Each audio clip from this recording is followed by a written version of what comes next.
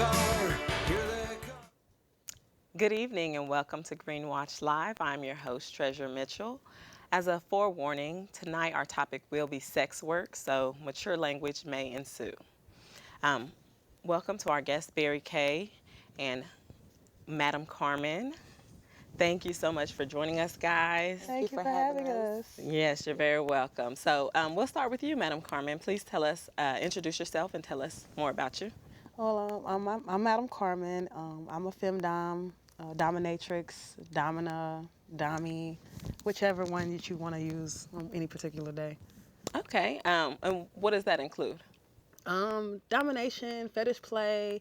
Um, I'm I guess you could say that I call myself a kink connoisseur. I specialize in fetish play and kink. So, yeah, and I Okay. love domination. So. Thank you. Okay, Barry Kay, please introduce yourself. Tell us a little about you. Yes, I'm Berry Kay. I'm actually just now entering into the sex world, and so my chosen thing is goddess worship.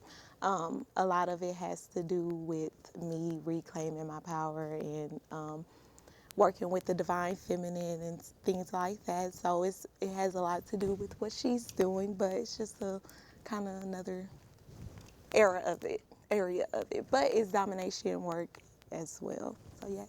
Okay, sounds great. So, Madam Carmen, how long have you been in sex work? 8 years. Oh, I've been doing this for quite some time now. And how did you get started? Um, well, I could say I've been in sex work. Let's say this: I've been in sex work for about 5 years, but I've been a dominatrix for 8 years, and I've been in the lifestyle for about 10 years. So I've been here for 7 years in Houston. I started when I started, dating older guys, and it was just certain things that they liked and they enjoyed, while we were in the bedroom. And it was arousement to me, like, being able to be in charge and having the power to be able to take over someone's decision making and seeing the vulnerability of a human being in front of you and allowing them and allowing you to like their power to be released upon you. So but yeah, I started sex work for about 5 years ago. Just something I just kind of dabbled into, like going online and just seeing all these young girls doing it, and I'm like, I could do this. But it was more so of the fact that like I just wanted to actually do it in my own way. I see a lot of people doing it just for a monetary gain, and I wanted to do it because I really enjoyed it, and I wanted to see like how much power I can hold on how many people, as many people as I, possibly can at first, how many people are willing to relinquish their power upon to me. So, yeah, that's pretty much how I started. I'm enjoying it though. it is fun. And Barry, how long have you been? Well, I have only been into the life for about a few months.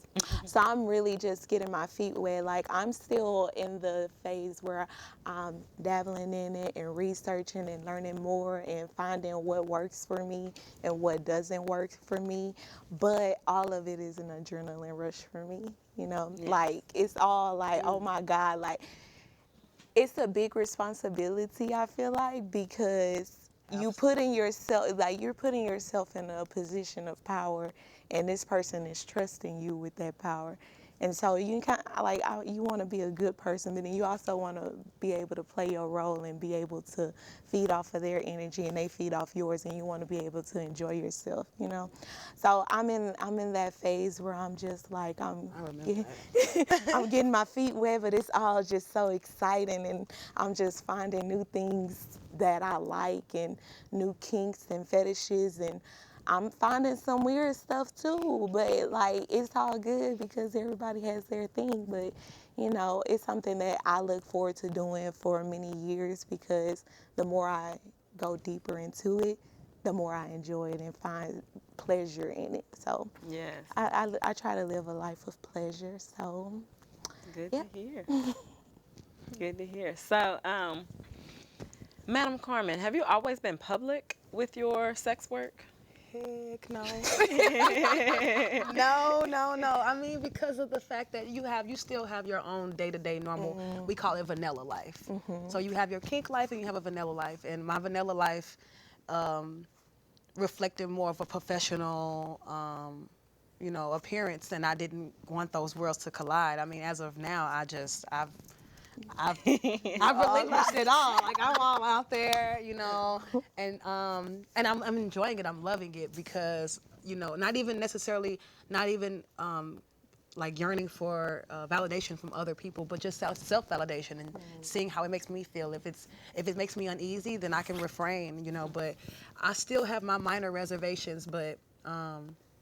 No, I have not always been public. I suggest that if whatever you decide to do, think long and hard before you actually get into it.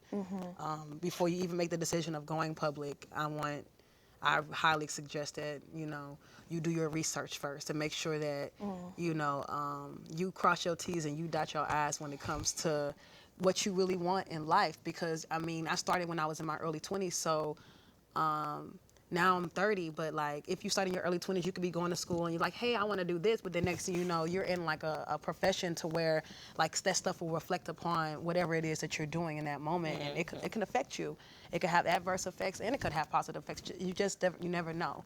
So no. To answer your question, no, I have not always been public. Oh no, please feel free to elaborate. So, was it more so like the legalities of it that made you refrain from being public, or just the stigma in general? A little bit of both. The legalities, yes, they play a major role into it because you really don't know. There's a thin line in sex work. There's a thin line when you are like a outright prostitute versus, or like doing cam work online, because I was doing that for a while too. And then just being a dominatrix, like there are like thin lines with that. But when it comes to being a dominatrix, like the legalities would coincide with how you are a dominatrix, because there are femdoms and there are femdoms. There are, there are dominatrix that do online domination. So there's a lot of different, areas of being a dominatrix. So like you can cross those lines, but you just have to be careful of what are you doing? You know what I'm saying, and how you're doing it. So how you handling yourself. So yeah, the legalities have like had a role in it, like, with fear of, one day going to meet up with a submissive and, Police. yeah, officer police is show up, like, oh my God, because like even like me, like I meet up with submissives at, hotels, you know what I'm saying? So like with the fear of, especially in Texas, and specifically Houston, like the human trafficking laws and all of that, like where I go is where like prostitutes go, you know what I'm saying? So I'm sure that when they see me, they're probably like, they don't know, have no idea what I'm doing in this room. But then I thought about it, like, they don't have no idea what I'm doing in this room. I could be meeting my man. I could be meeting my boyfriend. I could be meeting somebody that me and him are cheating on our spouses to do these things. So those things, I feel like also learning the monetary exchange, handing it to you versus sitting it down on the table. You know what I'm saying? And what is it called? Is it called donation? Is it called Tribute. tribute, an offering? Offering. Is it called a payment? Like those words, like when you dabble in that, that's when the legalities come into play. You know what I'm saying? So I felt like so that's the reason why like I had to think about this stuff long and hard every step of the way, and I still do now, like just getting into, like I said, going to meet up with a submissive. In my head, my first time, I would never forget, like my first time I was in my car, like, okay, so what would I do if the police like came, like the owner of the hotel would like call or something like that and say that there's a prostitute here. So what would I do? Like, what would I say? Like, what would be my way out of this? And I thought about it. I was like, this is my boyfriend. Like, you know what I'm saying? Like, this is my boyfriend, and you have no way of proving that he's not. You know what I'm saying? Or she, or whatever. So what goes on into that room, stays in that room. Also making sure you build a relationship with those that you have that have sessions with. Like some people could be, undercover cops or whatever the case may be, but I make sure I build a relationship and a great rapport before I even meet. I've been asked before. They've asked me. I've had a guy ask me like, "How did you know I'm not a cop?" I said, "Because you told me things about your family, and you don't think that I didn't. You think I didn't catch on to that? I know we all have regular, like I said, we all have our regular vanilla lives. So when I'm scheduling something with him, he's like, "Oh, I got to pick up my kids this day." Oh, how many kids do you have? Yeah, I have a daughter and a son. I have this and that and the other. But I mean, at the same time, they could lie. But if it's organic and natural, it's gonna roll off the tongue real quick. There would be no room for error. So, but yeah, that's pretty much how like I try to stay afloat and stay a pace of what's going on and like my surroundings when I do have sessions and when I am dominating individuals. Makes sense. So you mentioned that you started this dating older older men and seeing the kinks and the different things that they wanted to try in the bedroom. Do you feel like sex work is necessary because of the stigma of fetishes and kinks and BDSM, or how do the two relate? Um, I mean, I guess because like for it to be sex work, the work part is the monetary part. So there are dominatrix that don't get paid. Like that, this is what they have actual like. So like I said, when you have dominatrix, and then also you have individuals who identify themselves as masters, and then they have slaves. A lot of those people don't get paid. They receive not in a monetary way, but they receive gifts and blessings and tributes in different ways, cleaning their house, washing their feet, washing their car, being furniture actually, like being an ottoman. Like that's how they benefit from that. Like, hey, I need my house cleaned up every other Thursday.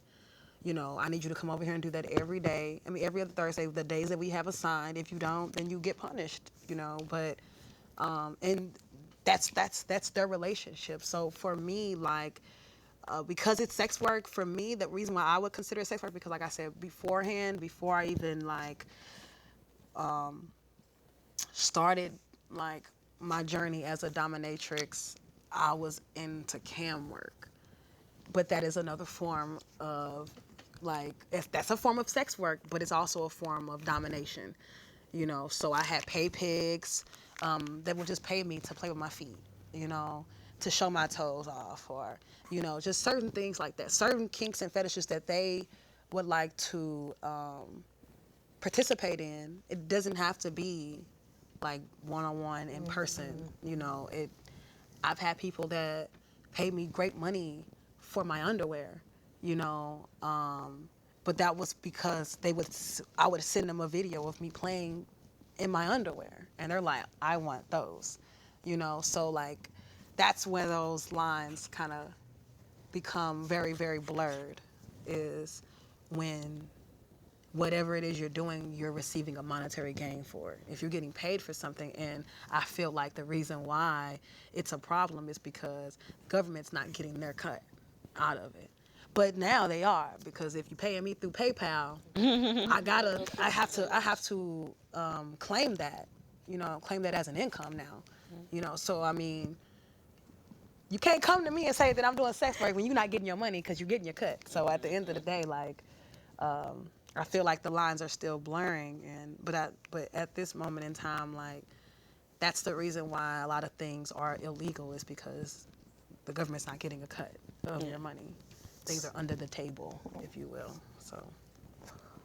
So, Barry, basically, same question to you. I don't know how many customers you've had thus far, but do you find that people come to you because they have kinks and fetishes that they don't want to express, like with their significant other? That is definitely. I feel like it's more common for that. That is the most common thing. Like their wives are vanilla, their life is vanilla, and so it's like when you go into the kink world or whatever, you're looking for a dom. You're looking for someone to play out that fantasy, to bring that fantasy to life for you. You know what I'm saying? So it's like, yeah, their lives are vanilla, but they need that little extra boost in whatever the session is, an hour, 2 hour, whatever. For that 2 hours, they can be somebody else. It's like a role play thing. So whatever they're not getting in their normal vanilla lives, they go to work, come home, eat dinner with the family. Whenever they go into a session, they this whole other person, and you like, okay, like some of them don't even look like. You'd be like, wow, you're really into this, because it's some wild stuff out there, honestly. But you provide that fantasy for them, and from there you learn more. Because with me being new to the kink world, guys approach me with their fetishes and their kinks, and you have hard limits. Like, okay, I will not do that. You might want to look somewhere else for that, or, oh, okay, I can do that, or you have a list of things that you can do. Some people just be making up stuff, honestly. Like, it's just all kind of stuff. But it is kinks and fetishes out there that you have no idea, and people would just want that fantasy brought to life, and it's your job position to do that, to bring that position to life. Yeah. Okay, sounds good.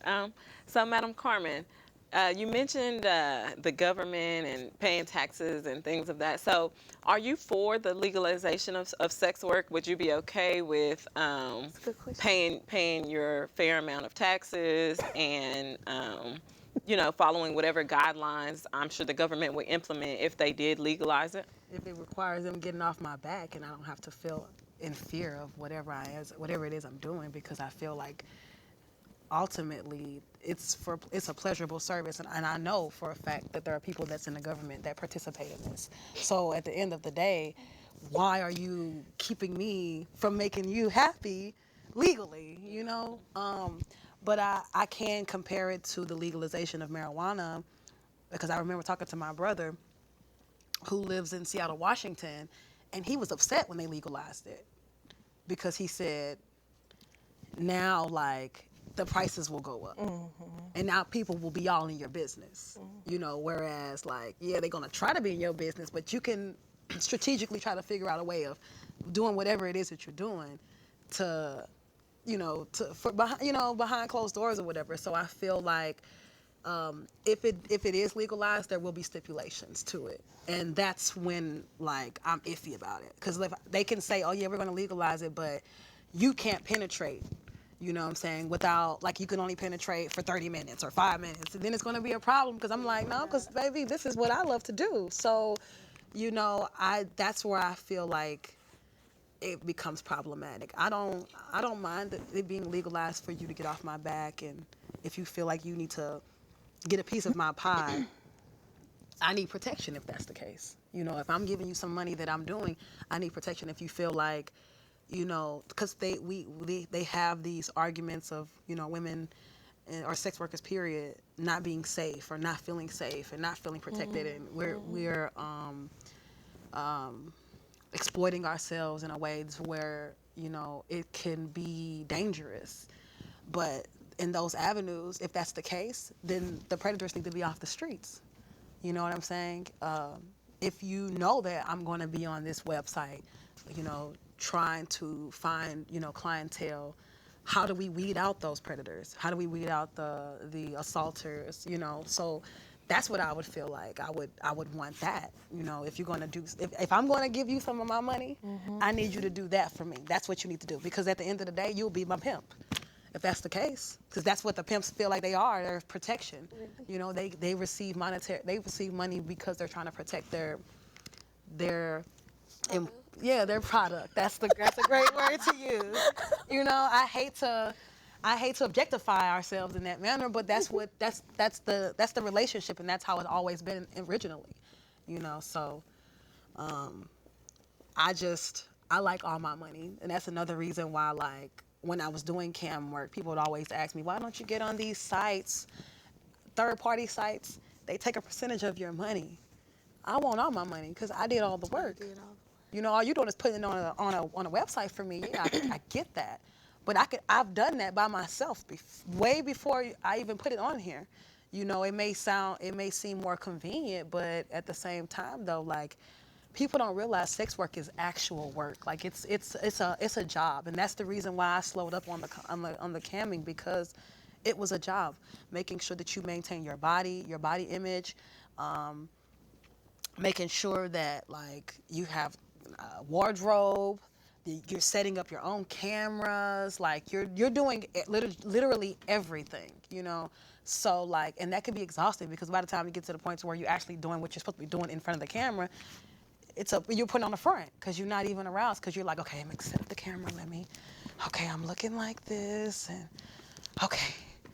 And then you have to go off of what your client wants. If they say they want your foot in the camera with your hand in the camera and your belly button showing, like, you got to make sure that you do that, because they're paying their money for that.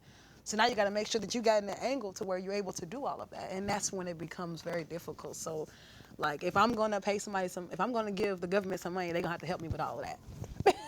They're gonna have to put some work in. They're not gonna want to do that. Of course they're not gonna want to. They're not gonna want to do that. Of course they not. That's the reason why That's we too much have work. Right. That's why they rather just do away with it altogether, and they're doing it by weaning us off of platforms that we use to make money. Like Backpage? Backpage, Craigslist, Tumblr. As of October 18th or 19th, they're getting rid of Kick. And that was I know that was. yeah, like, I had to make sure I let all my clientele know, like, hey, like, I won't be on here anymore. And people will say, oh, because they, when I read the article about why that happened, it was because the person who owned it decided to go another route with their their company. But in my head, I'm like, you still could make some money off this. You could have improved this in a lot of ways. We have WhatsApp. It's the same form of Kick. It's just a little different, you know what I'm saying? Less information is given with Kick, and that's why I feel like it is, because it's less information. It's more discreet. You can go on there and literally be anybody. You know what I'm saying? I could put Michael Jordan, put his picture on there, and you think you're talking to Michael Jordan the whole time. You know what I'm saying? Until somebody video chats you or something like that, they would have to. That's the only way they can show proof that that's who they are. But it was a great way to be able to. It's a great way for discretion when you're doing sex work, and it's a quick way too. Hey, shoot me a kick right quick. Let me know what's going on, and you can deactivate it. You can take it off your phone, because I know that a lot of people are, like I said, when they are discreet, they don't want their wives or spouses in their business. So I know that they can hide that. There's a way that they can make themselves invisible on there. They can delete all the messages. It's easy. So that's the reason why I feel like they're doing all this stuff, especially like when it comes to like Backpage and Tumblr. Tumblr was a hit, but they used child pornography as a way to get rid of Tumblr. But we have child pornography on Pornhub. We have child pornography on all of these different sites that show pornography. It's on there. You just don't know. Nobody's on there asking you to show your ID when you're seeing what you see before you see it. Like, if you're gonna go on Pornhub, you're not gonna go on there and see somebody saying, "Hi, my name is Madam Carmen. I am 19. Here's my driver's license to show you that I'm 19," before anything gets started. Okay, now we can continue because you know that I'm legal. Nobody wants to see that, and nobody's doing that. So you don't know how old anybody is. They could be like, I'm 25 and literally be 16. So that's how I know it. And then they know Pornhub is a way that you can legally do what you want to do on there, because Pornhub's gonna make you write those tax papers off, because they're gonna if they have to pay taxes, you're gonna have to pay taxes too. So that's how they do that now. They're putting you in a certain right here in a certain box to where they can keep an eye on you. They can Yeah. supervise you. They can keep you on Pornhub. They know what's going on because they have some type of relationship with Pornhub, and people don't really understand that. So, And it's always been very interesting to me that prostitution is illegal, but pornography is not. And pornography is literally prostitution on camera. and and so, and that's that blurred line because even when I was doing my sessions, I film it. So that was another thing. That was another way I justified it. Like, I am a porn director and I am doing my job. Like, if you're gonna say, "Oh, you're a prostitute," no, I have this on film, camera, everything's rolling. Oh, so what is your, they'll start asking you for your legal information and stuff like that to try to justify that. I've already been thinking about getting an LLC. Right. So I'm just saying, like, it's it's all a bunch of BS to me. Like, it is. Straight up. Point Straight blank, up. period. Straight up. Because there are websites solely, explicitly for domination. Solely, explicitly for domination. It's porn. That's all it is. And you don't think that they're getting money both ends. That person is paying them, and then they're making money off of the video that they made. Because I do that. You know what I'm saying? So there are like submissives that'll say, I don't mind you doing this because I know this is what you do. You know, I don't mind being a participant as long as my face isn't showing. I have guys that'll hide their tattoos in ways that they've learned, and they have no problem with me putting them on camera. And then they know the intent of me putting them on camera is to sell that. And that was the cam work. So that's why I said it. I don't understand how this is, like, how sex work is not legal, It just doesn't make any sense to me because it's literally porn. It's just behind cameras for discretion, yeah. So you mentioned human trafficking. Do you feel like sex work either cuts down or increases human trafficking, or do you think the two correlate at all?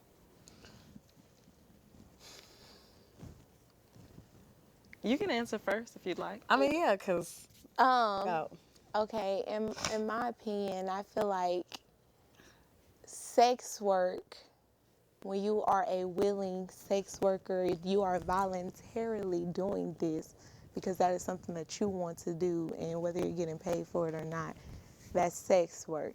Human trafficking, I feel like, is something that if you are being forced into doing it. But then there are those lines where people are forced into doing it because of the economy, because they're homeless. They don't have anything else. They can't get a job or whatever, and then they're forced to sell their bodies. So it's kind of like it's a blurred line. I want to say it's a blurred line between, like a thin line between them, but then at the same time, they can correlate. Because there are people that are... it definitely can correlate. It can correlate, yeah. It does correlate because at the end of the day, sex work originated by manipulation. A lot of women were manipulated into being prostitutes and not knowing it. I remember watching a show called The Deuce, and it took place in the 70s. Like, it's a more current show, but it took place in like the 70s. So I remember, seeing all these black pimps in New York at train stations, waiting. And they're waiting because they know that these girls are coming from all over the country to come to New York to be a star. You know what I'm saying? They're very naive. They can be 17, 16. They could be runaways, and they're like, I'm getting away from Kentucky because nothing's in Kentucky, and I know I'm beautiful. I want to be a star. The place to go is New York. You know what I'm saying? So they'll go there. The pimps will be like, hey, I can make you a star.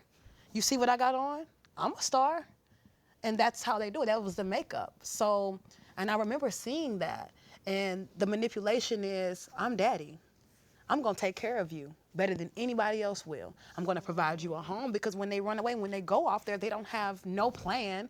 They're not, booking hotels and, finding apartments, and they don't even know what the heck they're doing. So they're literally just going there with the hopes and aspirations to become something like a star or whatever.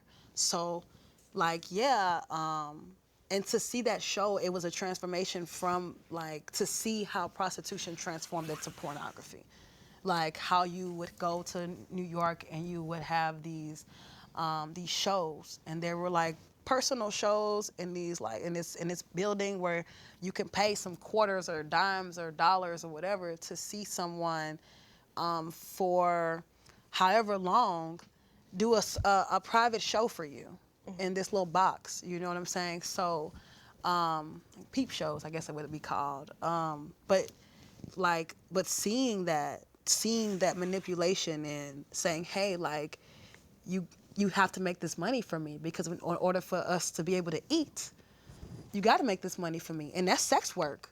You know what I'm saying? Or the fact that when you drive down this and that here, a lot of those young girls are young and they're underage. That's human trafficking. When you could have just taken them to the police station, like, hey, she's a runaway. I don't have nothing to do with her. She's young. I found her on the street. I don't know what you want to do, what's going on. Well, you need to help that individual find a home and get themselves together. But no, it's a manipulation thing, because they see her body. It's very full figured.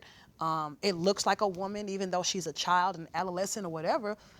And they use that for their own benefits, you know, as well as, you know, charging men to have sex with her. He's having sex with her too. You know what I'm saying? To make sure that he keeps her in line, you know. So that's the reason why, like, I remember when Hustle and Flow came out, and there was a lot of organizations boycotting that movie because the song Hard Out Here for a Pimp. And then that lady was literally, I remember, I never forget this, the lady, I don't know who she was, but I was looking at some documentary and she was like, how is it hard out here for a pimp? You're not doing any work. You're not putting in the work for it to be hard. You know, you feel like you're struggling, but you're struggling on your own merits. If you really wanted to make some money, go out and get a job. You know what I'm saying? You don't have to, there's pimps that have jobs, you know? So, you know, with that said, like, yes, they coincide, definitely. I feel like that's how it started. That's how it originated, because of manipulation. Manipulation is a form of, that's how human trafficking happens. I don't know, but if I was 16, 15 years old and some man came to me and was like, come with me, I would probably say no. But if he said, come with me, I know how to give you millions, make you millions of dollars, and make you a star, make you feel beautiful because you're a beautiful woman, and say all these things and get in their head. It's the mind thing. It's a manipulation mental. thing, Yeah, you know what I'm it's saying? And that's how human trafficking then, goes. boom. Because now, if that young 15-year-old girl, parents is looking for her and they find her with him, that's human trafficking. Okay. He's gonna go to jail. You know what I'm saying? So that's how, and then she doesn't understand, because she feels like he's been there for her and he's helping her out, and she feels like nothing is going wrong and that her parents are in the wrong for interfering. That's why it was such a big deal about, you know, R. Kelly, you know, and all these women that he have in so-called harvesting in his household. Harvesting. That's what you do, though. You harvest when you have a whole bunch of people going in one space for your benefit. You know what I'm saying? When you harvest something, that's how that is. So when I remember seeing, I didn't never look at the documentary, but I remember seeing little bits and pieces of that girl saying, we wanted to be here. Our parents don't know what they talking about, blah, blah, blah, blah, blah, blah, blah. That, I saw that. When I saw that, I remember seeing all these little girls on this and that when I used to live over there. And I could see, if you sit in a parking lot and you watch these girls, you see how they're moving. You see the older one getting on her, because the pimp can't be seen. He's sitting somewhere away where you don't even know where he's at, but he knows, he can see everything that's going on. He could be sitting in McDonald's right now just looking and seeing, making sure everything's going on. And now we got cell phones where he could be texting her like, go, stop, no, green, little codes or whatever. And she's looking at it like, okay, bring the money or whatever. So he'll have his bottom go and say, hey, daddy gonna be mad if you don't get your money. You know we're not gonna eat. You know we can't do any of this. And then that's a manipulation, because, you know, she's like, oh my God, and I have all this riding on me. I have to make sure we eat. This is how we eat. It's how we make money.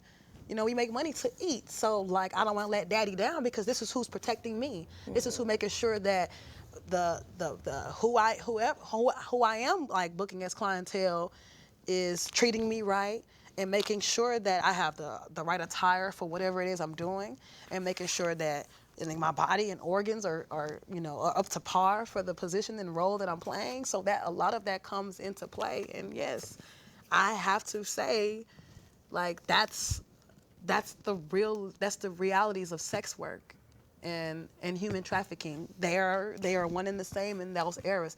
But yes, we have sex work of strippers.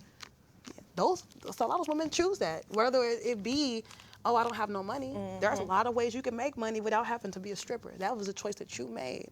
You know what I'm saying? You want the fast, quick money because you feel like you need to get to the apartment in 3 days, whether a month instead of a month. So in 3 days, you can make the rent money versus working at McDonald's and it takes you a month. So, but you still have those choices, and you still have that decision to be made. Yes, I have a professional vanilla like life. I do, but I also have my sex work. That's why I said that it's more to me. It's more than just a monetary game, because I can make that money. It may take longer, but I can make that money. You know what I'm saying? But at the end of the day, it's a relationship being built, and that's the reason why it's important for me to make sure that, like, when I do build relationships with people, I want them to know that, like, I'm not here just trying to take your money, because there are sex workers out here that's like, you ain't got no money, put up or shut up. Like, I'm not talking to you if you ain't got no money. I'll still have a conversation with them. You know what I'm saying? I'll still see where their head is, and what they actually need and require, because one of them can be a mechanic and I need my car fixed. Oh yes, we can have a session. I need my oil changed. That's a full exchange. You know what I'm saying? The barter system. Exactly. Yeah, I was gonna say bring it What back we were old built school on. style. Yeah, barter like system. that's how that's why I said, when you have those masters in slave or femdoms and pay pigs, you have these different entities and you just like of just domination. You have the same thing when it comes to prostitution, because you have, like I said, you have online prostitution. You even have women who do phone sex operating. Yeah. That still exists? Yeah, that is big. Yes, such a thing. That is really big. I have a friend that That's big. that thought about doing it. There's companies that actually will send you a phone. They will send you a phone, a cute little pink They phone, pay you baby. per minute. Yeah, Okay. because Yeah. the phone is allotted with how you're gonna make your money. So as soon as you pick up that phone, that person says hello, that clock is ticking. And your money is coming. And since it's a third party thing, they're like, 1 minute, you get $1. I'm gonna get this 50 cents. Yeah. 2 minutes, you get $1. I'm gonna get this. So we get to 10 minutes, okay, now we have a little special, because we give them specials sometimes too. Like, okay, you get 75 cents, I get a quarter. That's a form of sex work. So many different forms of it. Absolutely, So absolutely. many. So, and it, like you said, there is, we have choices, and there's some people that just don't have those choices, and that's the reason why, like, conversations like these are important, because, like, I always wanted to be an advocate for women to be able to come to me and ask me, because I did a lot of work. I put in a lot of footwork and groundwork, and I want women to be safe. I want them to be able to enjoy sex work and be pleasured by it, and seek whatever it is that they want to, but within reason. I have a friend that told me she lost a submissive because he found out that she had a boyfriend, and I'm like, how he find that out? Oh, well, I don't know. He went on my Instagram. Oh, did you give him your Instagram information? No. Okay, so how did you meet him? On Tinder. Oh, Tinder that's connected to your Instagram. Yeah. Stuff like that. You know what I'm saying? Because if he can do He that, can the see your police can do personal that. life, yeah. You know what I'm saying? The police can do that. Now he's into your personal life, and that's And a lot of people don't. That's dangerous. Yeah, and that ruins the fantasy for them, because sometimes they'll be like, you got a boyfriend? I'm ruined. I thought I was going to be your boy. I thought I was the only person in your life. And that's the game that we play. Like, no, you do not. But yes, You are. So yeah, nobody knows what I have going on in my life unless I choose to tell them that. Okay. They know that sometimes they'll say, how's school? School's fine. Oh, so what classes you taking? Some classes. Taking a couple of classes here and there. Can't get personal. It just depends, because I have submissives that have been under my domination for years, and they know that, they know about my family stuff. They don't know about family, they don't know what they look like, but the conversation, because they'll tell me certain things about their family, like, oh, my sister, I have to pay her some money because, my niece is this and that and the other. Oh, okay, if you choose to tell me that, that's fine, because that's a part of domination too. That's a part of sex work too. It's being listening. It's being a listening ear, and sometimes people will pay you just to listen. So if that's what you want to do, they have to just keep and realize that as soon as I step in the door, the clock is ticking. So if you want to sit and talk for 30 minutes, that is perfectly fine. The other 30, if you want to do whatever it is you want to do, that's fine too. But I mean, it's like I said, it just all depends. But that I kind of got straight off of what we were talking about as far as like sex work and human trafficking. But yes, they coincide more ways than none. Yes, no, it's fine. It's fine. You touched on it briefly, but I'd like to delve into it a little more. How, as a woman, and because misogyny and patriarchy is real, sex work can be a way out. Forbes touched on it a few years ago, I believe, how a stripper in Miami can literally make more money than a surgeon or a doctor. And we've been knowing that. I don't know if you guys have been knowing that, but I've been knowing that for over a decade. I was a waitress in a strip club, so I saw women make $5,000, $10,000 in one night. So I know that that's a real thing. So I hate when people make it seem as though women choose sex work because maybe they're lazy or they just want fast money. It's not about fast money. It's literally that it can make them a lot more money than working at McDonald's or working at Ross. And we're paid less as females than men for the same work in general, except for when it comes to sex work. When it comes to sex work, though, just like being a waitress, money is not always going to be guaranteed. There will be days where you have dry weeks. Last week, literally, I'm sitting at home like, you still ain't gonna hit me up? Okay. And if you don't manage your money right, just like a waitress, if you don't manage your money right, or a Uber driver, if you don't manage your money right, you will fall short. You can make $20,000 tonight, but tomorrow you can make $500. You know what I'm saying? So what you gonna do with this $20,000? Are you going to invest it and save it and do what you need to do with it? Be responsible and actually adult with it? Or are you gonna be like, I got $20,000, I can make this tomorrow? Okay, babe. Like I have faith in you to do that. But it could be a dry night. It could be a night where the economy is so bad that the people who actually come to the strip club ain't making no money. It's a recession. People are getting laid off. You know what I'm saying? So when it comes to like you compared it with as a surgeon is steady pay, it's a steady amount of money that they're going to be getting that's guaranteed. That's salary work. Like if you work salary, you're going to get a check. If you work 40 or 80 hours in that week, you're going to get the same money. And that's how it's a better way for you to budget versus being a stripper and making that 20 grand on a Wednesday or a Saturday, and then come Monday, you only making $200 that night. So now you got to be like, okay, well, at least I got this 20 grand. But that 20 grand only going to last you so long if you based on your lifestyle, So if you making 20 grand, some women may feel like they want to have a more lavish lifestyle, a more luxurious lifestyle. If I made 20 grand in one night, I will get my apartment and pay my apartment up for the rest of the year. Then I don't have to worry about if I made $200 the next night. Because if I make $200 the next night, I'd be like, okay, well, that's my gas money. That's a bill, and then manage it and accordingly. If you're making a large lump sum of money, make sure that you are doing what you need to do to make sure that you are okay and that you live in efficiently. Like, we don't have to live lavish lifestyles to be sex workers. No, it's not lazy. Like I said, it's actual work. Dealing with people touching on your body all night long. Dealing with money.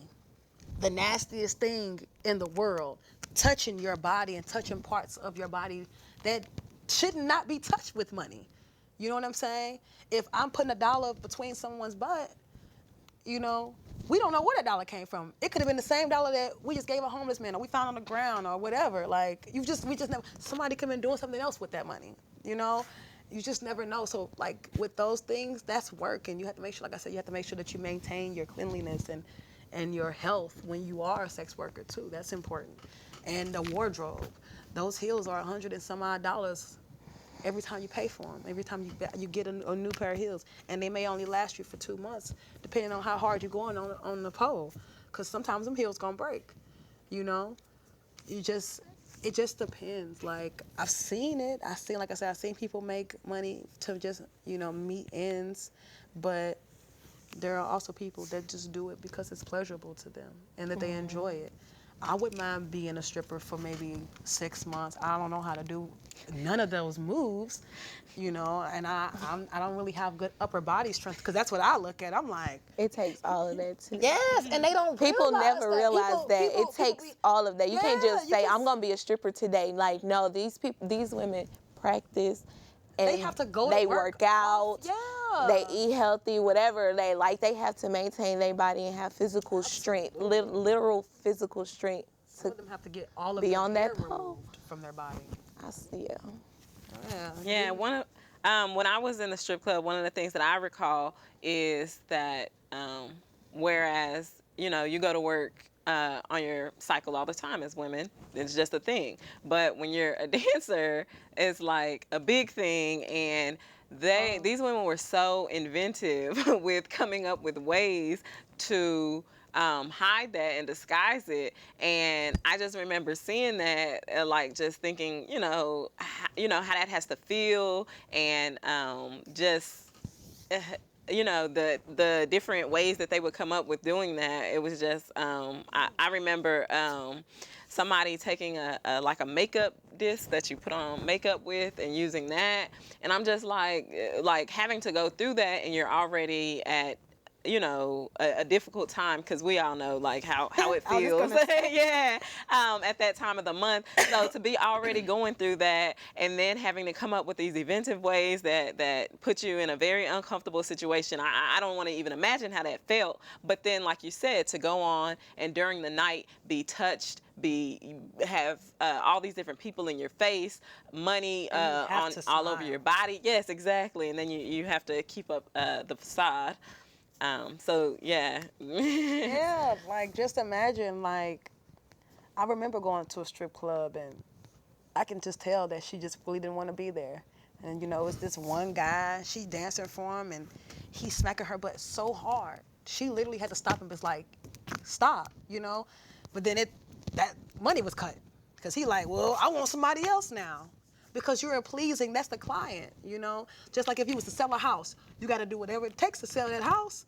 You know what I'm saying? You have to make sure that you like, hey, like, if there's a school right here, you have 5 children, there's a school right here, there's a school.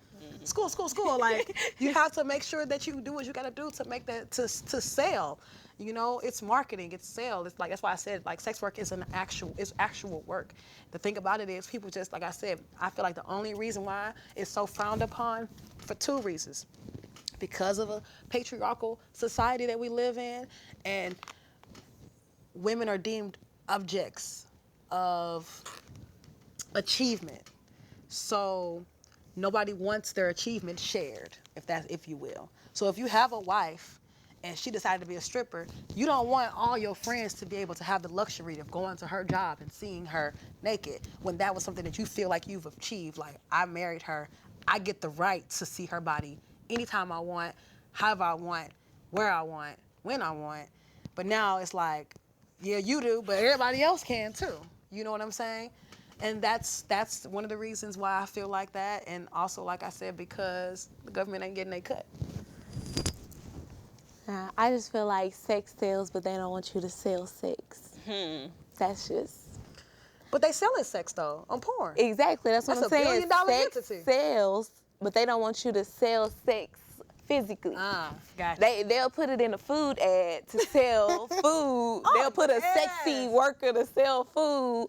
You know, sex sells, but they don't want you to sell sex. Because it's I think that, like I said, it's like a lead up though. Like if I was to sell a burger, You do not need sex to sell a burger. they do though. But You've they- not yeah. seen those commercials, those Hardee's commercials, when those women are I sitting haven't there seen. on like a wet car, like they're washing. How you washing a car with heels on, and jean like with some Daisy Dukes, and you got a big old burger in your hand, and you're like, Ain't nobody worried about the burger. exactly my point. But that is an arousement to men who love burgers, because they're gonna go to Hardee's like, I know I'm gonna see these posters. And somebody gonna be in a uniform selling them that burger. No, but they so know, it's- they know that they're gonna see those It's a posters there. Oh, You know what I'm yeah, saying? true. That's an arousement to them. The potential of being able to, even when you, like now, seeing artists, music artists, they wear sex worker clothes. All Nicki Minaj wears is sex working clothes. Latex, all of these attire that she get, the companies that she get them from, most of their clientele are sex workers. You know what I'm saying? And that's the reason why, like, you know, that's sex that sells. You know, she's supposed to be just selling her voice, her words. You know what I'm saying? Rap is a form of poetry. So she's supposed to be a poet. But they know it takes more than that to keep our attention. You know, because they seeing, okay, well, if I go to the strip club, you'll literally see a man staring at a woman for hours. He's aroused by that. He can sit here and stare at that girl for hours. So, you know, like, if they seeing that, they'll incorporate that with this woman who's going to be on a different type of stage, and they're like, you got to wear this bikini, and then rap. You know, nobody cares about what these women are saying. You know what I'm saying? Nobody cares. We have more competition, like we have more conversation about who's the hardest rapper, male rapper, than we do when we say who's the hardest female rapper. Most of the time, we're talking about, if we're trying to compare like female rappers, it's because which one look good, who got the biggest booty, who got the biggest thighs, you know what I'm saying, who looks the sexiest in the attire that she's in, you know what I'm saying, because Nicki Minaj got bars compared to Cardi B. Nicki Minaj has bars, but who's more appealing to the audience as of right now? And that's Cardi, because she's young, she's vibrant, she's just now starting, and she's something new. She's bilingual as heck. You know what I'm saying? She can incorporate that in her music, and that's a whole nother ball game when you're trying to sell records. So if you put her in the same attire that Nicki Minaj got on, she gonna make more sales than Nicki Minaj because of that reason. And that's how we're used. We're objects. Objects, yeah. That's what I mean when I say that. Even like I said, we're supposed to be represented as trophies to them. That's what that is about. You can get me pregnant and have these beautiful children, but you're like, nobody can touch you but me. Nobody. So if she goes out and some man look, he ain't gonna be mad at him, he gonna be mad at her. Yep. Why you doing that? Why you showing off? You know? When literally all she's doing is the same exact thing that she was doing when you caught your eye on her. Okay. So- So water me down, baby. So, Barry, was it the monetary aspect, or what was it exactly that brought you into sex work? That's a good question. That really is a good question, because sometimes I ask myself, because that is a very like taboo thing, but as a Scorpio woman, I feel like I was always intrigued by sex naturally, and I literally like studied it anyway, right? So that was just another aspect of sex to me, and that it wasn't anything that I wanted to get into. When I thought about the money, it was more enticing, right? But then when you add both of those together, it's the excitement, it's the money, it's the reclaiming of my power, because of past relationships that I'm usually a very submissive person. So being able to reclaim my power not over someone in a negative way, but someone relinquishing their power and giving it to me, that was exhilarating. Like, that was fun to me. That was exciting. And it kind of makes you want more. So I feel like it was more so both aspects of it. It was It was both. The money can be good, but like she said, it's not always about the money. Cause you have those dry days, you have those days where nobody hits you up, and you have those people who the barter system where they just want to come and clean your house, or they want to they want to just send you gifts off Amazon or something like that. You know what I'm saying? So it's not always about money, but I'm not gonna lie, the money can be very good. Amazon benefits. Put your wish list right on up there. They'll buy you a blender. But that's what I'm saying. It's beneficial because I learned the hard way. Like now, I'm learning now. When I first had my first wish list, I was putting things on there. I just, when you go on Amazon, you be like, that's cute. I want that. I ain't gonna never get it, but I want it. That's what I put on my wish list. Then once I got it, I'm like, I need some toilet paper. Like, I should have just put that on the wish list, Give me a gift card, like But it's just like that's what I'm learning now. Like when I put whatever it is that I want, I have a wish list, but it's for me. I don't even use it anymore because I guess I've gotten over that stage. Part of that stage. Like I've overcame that stage. But now it's like all I gotta do is send them a picture. This is what I want. Yes, oh madam. yeah, straight to it. Yeah, Straight like to the point. because at the wish end of the list. day, that's the relationship building. They want you to succeed. A lot of these men that that are my clientele, like I said, I've had them as clientele for years. So they're like, oh yeah, you're in school. We know what's going on. When I had a loss in my family, they're sending me cards and flowers and stuff like that. And having that relationship and a rapport, because now you're not their girlfriend, you're their madam, you're their mistress, you're their dom, and that's gonna make you happy. Yeah, like it's like having a side chick, I guess you would say. Like they gotta make sure that they please and appease everyone. So like that aspect is that's important. Is, So I'm one of my favorite submissives. I'm his only person he ever sees. He doesn't have a girlfriend, doesn't have anybody. I'm his only one. So, but it's excitement to him because he works very hard and he hardly ever gets to see home because he travels for work. So when he comes home, he's like, I'm really looking forward to seeing you. What do you need? I'm like, can you bring me I want some mango. I want a Topo Chico. Like, I want you to play some Prince. And when I get there, that's exactly what he does. That's so awesome. So it's not just always monetary. Because that right there, to sit there, Be catered to. Yes, and be catered to. Like I'll make it, and even telling him what to wear. Like I want you to wear black today, or I want you to wear your heels, or I want you to wear your hair up. I want you to put a mask on. Whatever it is I want them to do, they do, and that's what brings them joy, is seeing me happy. Exactly. You know what I'm saying? Is seeing me satisfied pleasure, because the they did that. of you. The reason why I'm happy is because they did that. So they're like. I'm gonna get rewarded because she's happy, and whatever. If I'm happy, like they say, happy wife, happy life.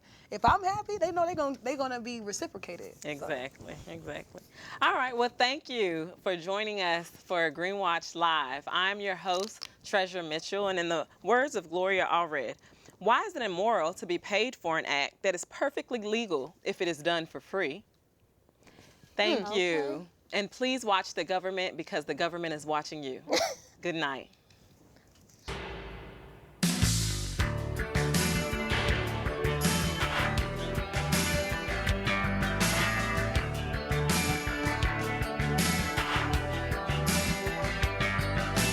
Padded with power, here they come. International loan sharks, backed by the guns of market-hungry military profiteers, whose word is a swamp and whose brow is smeared with the blood of the poor.